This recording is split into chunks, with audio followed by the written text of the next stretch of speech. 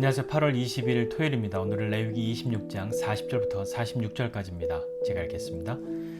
그들이 나를 거스른 잘못으로 자기의 죄악과 그들의 조상의 죄악을 자복하고 또 그들이 내게 대항함으로 나도 그들에게 대항하여 내가 그들을 그들의 원수들의 땅으로 끌어갔음을 깨닫고 그 할례 받지 아니한 그들의 마음이 낮아져서 그들의 죄악의 형벌을 기쁘게 받으면 내가 야곱과 맺은 내 언약과 이삭과 맺은 내 언약을 기억하며 아브라함과 맺은 내 언약을 기억하고 그 땅을 기억하리라. 그들이 내 법도를 싫어하며 내 규례를 멸시하였으므로 그 땅을 떠나서 사람이 없을 때에 그 땅은 황폐하여 안식을 누릴 것이요 그들은 자기 죄악의 형벌을 기쁘게 받으리라. 그런즉 그들이 그들의 원수들의 땅에 있을 때에 내가 그들을 내버리지 아니하며 미워하지 아니하며 아주 멸하지 아니하고 그들과 맺은 내 언약을 폐하지 아니하리니 나는 여호와 그들의 하나님이 됨이니라. 내가 그들의 하나님이 되기 위하여 민족들이 보는 앞에서 애굽 땅으로부터 그들을 인도하여 낸 그들의 조상과의 언약을 그들을 위하여 기억하리라. 나는 여호와이니라. 이것은 여호와께서 시내산에서 자기와 이스라엘 자손 사이에 모세를 통하여 세우신 규례와 법도와 율법이니라. 아멘. 앞서 하나님께서 말씀하신 혹독한 징계, 재앙, 그것은 우리의 멸망을 정말 바라고 멸망시키려고 하신 것이 아니라, 그것을 바라신 것이 아니라 우리로 돌이켜서 하나님께로 다시 돌아오기를 원하시는 것이죠.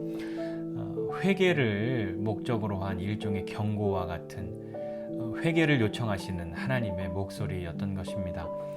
앞서 무서우리만치 그렇게 혹독한 그 재앙을 말씀하신 이후에 곧바로 회개하면, 돌아오면, 돌이키면 그 회개함으로 다시 회복되어지는 것에 대해서 하나님이 말씀하고 있기 때문이죠.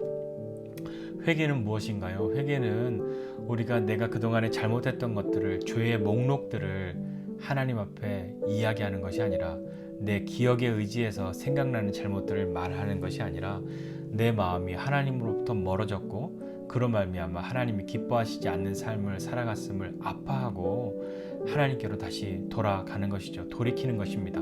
그 과정 중에 죄의 목록을 말하는 것과 같은 그 죄의 고백이 있는 것이지, 회개가 단지 죄의 고백, 그러니까 어떤 잘못을 했다, 그것을 용서해달라고 하는 그것의 근거, 그것만을 말하는 것은 아닙니다. 그것을 포함합니다만, 그렇다면 회개의 어떤 근거가 내가 잊지 않았던, 내가 아프게 여겼던, 정말 잘못했다고 느꼈던 그런 죄의 제목들을 이야기하는 것, 그것으로 하나님이 그 죄목을 들으시고 하나님께서 기록해 놓으신 우리의 그 죄의 노트에서 지우심으로 우리의 죄를 용서하시는 것일까요? 그것이 아니라 죄의 용서는 우리의 고백에 어떤 내 기억력에 의지한 죄의 제목을 이야기하는 것에 있지 않고 우리를 위하여 흘리신 예수 그리스도의 보혈로 우리는 하나님 앞에 죄의 용서를 받은 것이죠.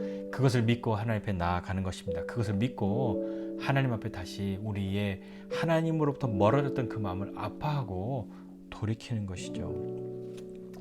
하나님의 백성들이 하나님을 대항하고 말씀을 싫어하고 죄악의 길을 그렇게 가다가도 하나님의 마음을 깨달아 하나님께로 돌아오기를 하나님은 원하시는 것입니다. 그래서 그들의 높아진 마음이 겸손해지고 죄악의 형벌을 받으면, 기쁘게 받으면 이라고 말씀하시는데, 무슨 의미인가 하니, 내가 이렇게 원수들의 땅으로 이렇게 와서 살고 있다, 흩어짐을 당하였다, 이것이 아하, 하나님이 정말 나를 생각하시고 나로 돌아오기를 원하셔서 하나님이 하신 것이구나 라는 것을 깨달으면 우리의 마음은 어떻게 되겠습니까? 그것이 깨달아지지 않으면 하나님은 왜 나한테 이렇게 하시냐고, 하나님은 어찌 나를 돕지 않으시냐고, 하나님은 왜 나를 괴롭게만 하시냐고 그렇게 말하겠지만, 마침내 하나님의 마음이 깨달아지면 하나님 앞에 겸손해질 수밖에 없는 것이죠. 그래서 그들의 마음이 낮아진다 하는 것, 하나님 앞에 겸손해져야 합니다. 겸손해지지 않고서는 돌이킬 수 없고 돌아올 수 없는 것이죠. 여전히 교만하고 여전히 내 뜻대로인데 어찌 하나님 앞에 돌아가고 돌이키는 그 마음을 갖기란 정말 어렵지 않겠습니까?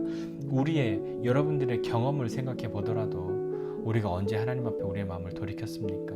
하나님의 뜻을 깨닫고 우리가 겸손해졌을 때, 겸손한 마음으로 있을 때에야 겨우 하나님 앞에 나아갈 그런 마음을 갖지 않았었던가요? 기쁘게 받는다라고 하는 것은 웃으며 받는다는 게 아니죠. 마음이 겸손해졌기 때문에 기꺼이 우리의 그 죄의 형벌들을 받는 거죠. 치르는 것이죠. 대가를 치르는 겁니다. 왜냐하면 돌아가기 때문인 거죠. 돌아가는 그 길 가운데에 우리가 하나님의 이 어떤 재앙, 징벌, 징계 이런 것이라 할지라도 그것이 우리에게 웃음의 기쁨이 아니라 기꺼이 하나님 앞에 돌아가는 그 길, 이 길을 통해서라도 다시 하나님 앞에 가는 그 길을 가려고 하는 그 마음이 마땅하게 기꺼이 생겨나는 것입니다. 우리는 회개하고 하나님 앞에 돌아갈 수 있는 이유가 있다면 하나님 우리를 사랑하셔서 예수님이 우리를 위해 십자가에 피 흘리도록 그냥 그렇게 허락하셨고 그 예수 그리스도의 보혈의 공로를 의지하는 자 하나님 앞에 나아갈 수 있는 새롭고 산 길을 열어주셨기 때문인 거죠. 하나님은 43절 이하에서 그들이 하나님의 백성들이 하나님의 법도를 싫어하고 규례를 멸시하고 그렇게 되었을지라도 하나님의 언약을 다 잊어버렸을지라도 그것을 팽개치고 다 내던졌을지라도 하나님은 그것을 잊지 않으셨습니다. 하나님은 기꺼이 하나님께 돌아가는 것을 통해서 그들을 하나님의 그 약속 가운데로 다시 부르시고 계시는 것이죠. 우리는 하나님의 백성들은 그 약속을 포기하고 내던졌으나 하나님은 포기하지 않으셨습니다. 패하지도 않으셨습니다. 버리지도 않으셨습니다. 잊지도 않으셨습니다. 그 언약을 기억하고 황폐해진 그 땅들을 하나님은 여전히 기억하고 계셨던 것이죠. 그 황폐해진 그 땅이 이제 앞으로 못 쓸 땅이 아니라 그동안에 죄악 가운데 있는 하나님의 백성들로 인하여 안식하지 못했던 그 땅이 버려짐으로 안식을 누리게 되고 다시 그 땅으로 하나님이 그들을 부르시는 것이죠. 왜 그러셨을까요? 왜 하나님은 언약을 파기하지 않으셨을까요? 왜 그것을 잊지 않으셨을까요? 왜 여전히 그것을 기억하고 계셨을까요? 왜 그것을 이루려고 하셨을까요?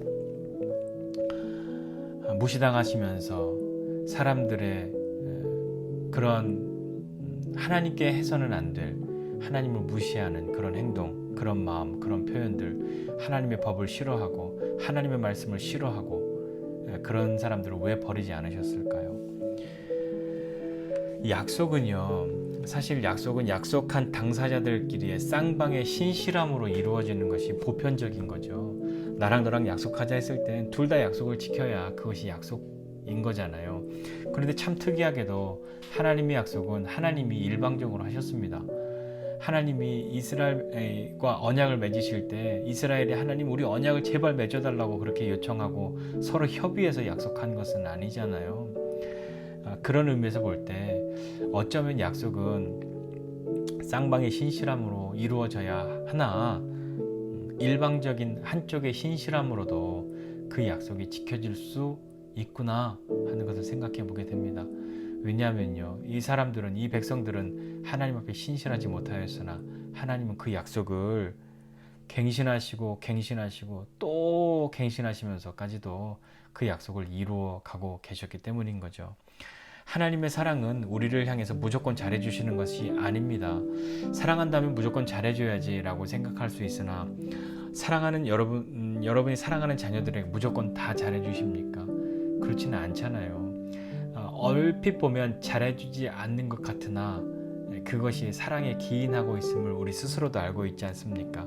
좋지 않은 것 계속 달라고 하는데 사랑하니까 계속 줄게, 원하는 대로 다 해줄게 하지는 않죠. 하나님의 사랑도 마찬가지입니다. 무조건 잘해주시는 것으로 나타나는 것만은 아닙니다.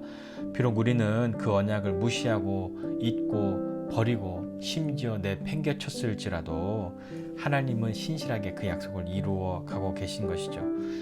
우리가 내던진 그 약속, 우리가 잊었던 그 약속 하나님은 잊지 않으셨기 때문입니다. 마침내 하나님은 그 약속을 예수 그리스도를 통하여서 그 언약의 저주를 다 담당하게 하시고 하나님의 그 약속을 이루십니다. 우리를 그 은혜 안으로 이끌어 들이시죠. 그 은혜 아래로 부르셨습니다. 들어오라 하십니다. 하나님은 우리의 하나님이신 거죠. 하나님 말씀하신 것처럼 내가 그들과 맺은 언약을 패하지 않았어. 왜냐? 나는 여호와 그들의 하나님이기 때문이야.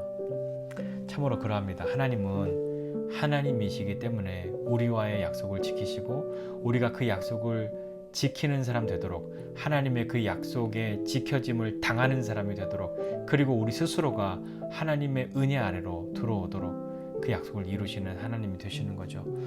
정말 하나님의 마음을 깨닫고 하나님의 사랑을 깨달아 하나님의 법을 지키는 것을 기뻐하는 사람이 될 수 있도록 우리를 인도하신단 말입니다. 하나님은 하나님이시기 때문에 하나님은 하나님의 일을 하나님이 하십니다. 그 하나님이 저와 여러분의 하나님이십니다.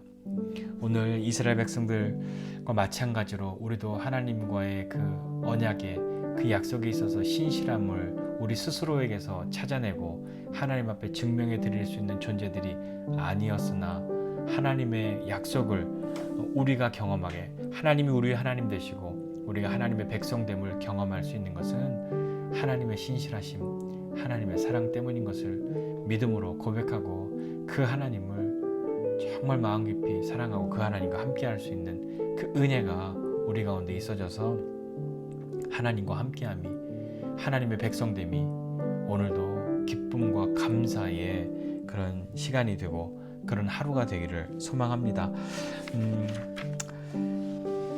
우리는 참 잊어버리고 살 때가 많죠.